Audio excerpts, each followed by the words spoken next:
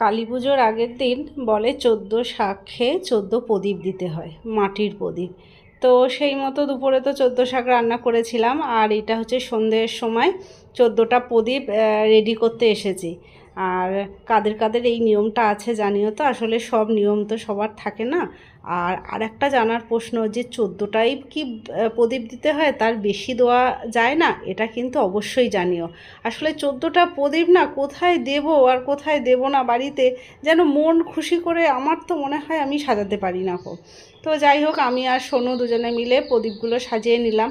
আর এখন তো কত নতুনত্ব প্রদীপ উঠেছে, আর এবারে আমাদের প্রদীপগুলো এনেছে বাটি মতো, দেখতে ভালো লাগছে। তবু সেই প্রদীপের যে একটা দিক সরু হবে, এরকম না হলে কি ভালো লাগে?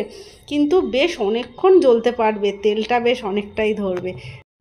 এবার প্রদীপগুলো ঘরের সব দিকে সাজিয়ে দেব, ঠাকুরের সামনে, বারান্দাতে,